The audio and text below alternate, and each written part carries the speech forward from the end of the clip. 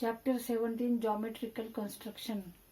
Drawing a perpendicular to a line at a point on the line by using a set square, using a protractor, using a compass.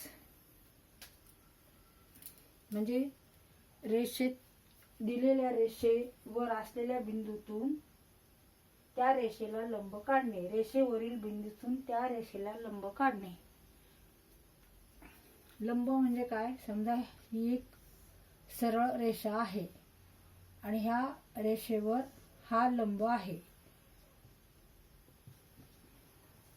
Line PQ and MN are perpendicular to each other. MN हा ह्या रेषेवर टाकलेला लंब आहे किंवा MN हा ह्या रेषेवर लंब आहे. का बरं लंब आहे? तर ह्या दोन रेषांमध्ये जो कोन तयार झालेला आहे तो किती अंशाचा आहे? 90 अंशाचा आहे. सगळे कोन 90 अंशाचे असतात. तर तेव्हा त्या दोन रेषांना काय म्हणायचं? Perpendicular. Line MN is perpendicular to line PQ. आता समजा ही एक लाइन आहे PQ आणि ही दुसरी लाइन आहे M and N. Here MN is not perpendicular to PQ. Line MN is not perpendicular to line PQ because angle between these two lines is not 90. It is less than or greater than 90. But here these two lines are perpendicular to each other because angle between them is 90 degree. आता आपल्याला असा रेषेवर लंब काढायचा आहे. रेषेवर एक बिंदू घ्यायचा आपण आधी आणि त्या बिंदूवर आपल्याला बिंदूतून आपल्याला लंब टाकायचा आहे. आणि कशाचा वापर करायचा आहे? आधी आपल्याला सेट स्क्वेअर, नंतर प्रोटेक्टर आणि नंतर कंपास. आता हे जे दोन आहेत ह्याला काय म्हणतात? सेट स्क्वेअर किंवा गुण्या. नंतर हे आहे प्रोटेक्टर, कोनमापक.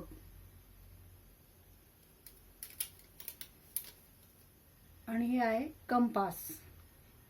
ह्याचा उपयोग करून आपल्याला आता लंब काढायचा आहे.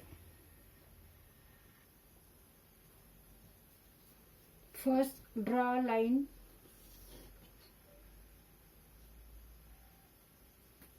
PQ. Take one point on this line R. R is a point on line PQ. Now take set square.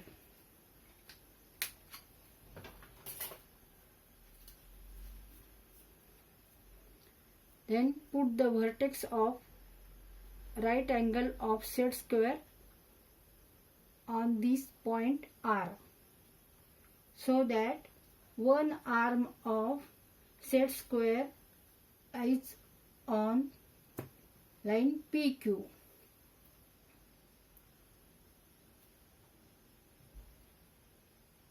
Draw one line from this point R.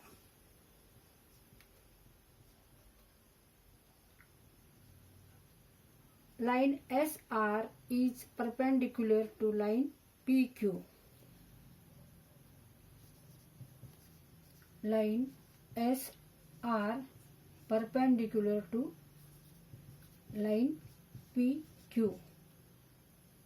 आता हे जे सिंबल आहे ह्याला काय म्हणतात? परपेंडिक्युलर. शॉर्ट फॉर्म मध्ये हे कशाच सिंबल आहे? Perpendicular. Line SR is perpendicular to line PQ. All angles are 90 degree.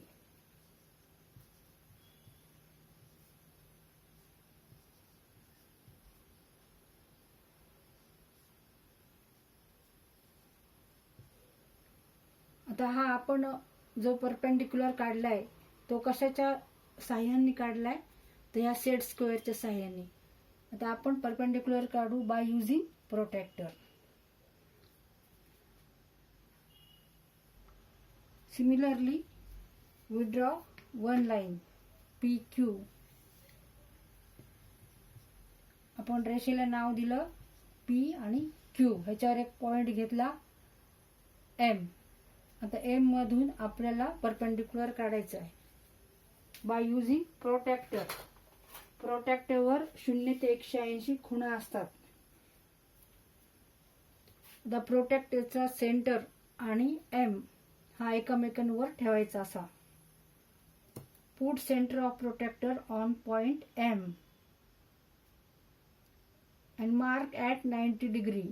इथे 90 डिग्रीचं मार्किंग केलं आपण. आता आपल्याला एक रेषा काढायची ह्या पॉइंट मधून आणि M मधून. By using scale, draw line or join these two points.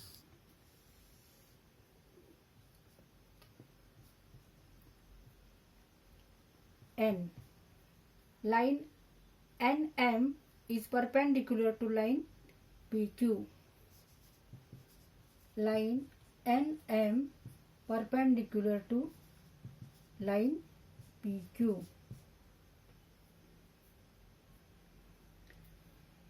आता आपल्याला परत लंब काढायचा आहे, परत परपेंडिक्युलर काढायचा आहे. काय आता वापर करायचा आहे? कंपासचा वापर करायचा आहे. Draw one line by using scale or ruler. Name line PQ. Take one point on line. By using compass, we draw perpendicular at a point M on this line PQ. Take compass and put point on M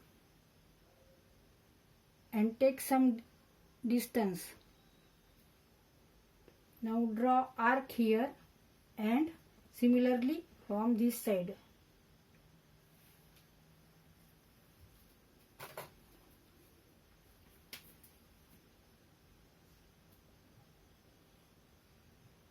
Now this point is A and this point is B. Now take distance in a compass greater than half of the AB. ह्या AB च्या half पेक्षा मोठं थोडंसं अंतर घ्यायचं आहे आपल्याला compass मध्ये आणि आर्क काढायचा आहे. आता आपण हे अंतर घेतलेले आहे. Put point of compass on point A and draw one arc. आता असा आपण एक आर्क काढला. Now put on B and draw arc. ते निसटते ह्याच्यावरून असा काढला. Now then two arcs intersect at a point N. Now draw line from these two point or join these two point by using ruler.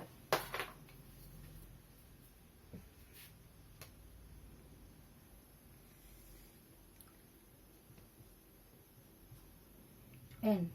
MN is perpendicular to PQ. Line MN is perpendicular to line PQ. Line MN or NM perpendicular to line PQ.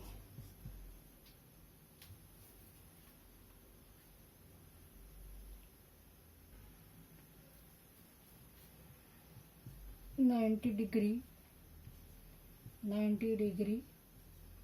90. All angles are 90 degree. Therefore, line MN is perpendicular to line PQ.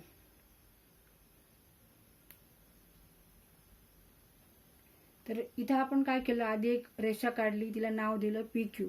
मग रेषेवर एक बिंदू घेतला, एक point घेतला M घेतल्यानंतर कंपासमध्ये आपण एक अंतर घेतलं आणि त्या अंतर घेऊन ह्या PQ रेषेवर आर्क काढला आणि तेच अंतर घेऊन ह्या साईडनी पण आर्क काढला आणि जिथं इंटरसेक्शन होतं तिथं आपण नाव दिले A आणि B. आणि नंतर कंपासमध्ये ह्या ABच्या अर्ध्यापेक्षा अंतर जास्त घेऊन आर्क काढले असे. आणि जिथं इंटरसेक्शन होतं त्या पॉइंटला आपण नाव दिलं N आणि M ह्यामधून आपण एक रेषा काढली. मग ही रेषा म्हणजेच काय, ह्या रेषेवर टाकलेला लंब आहे.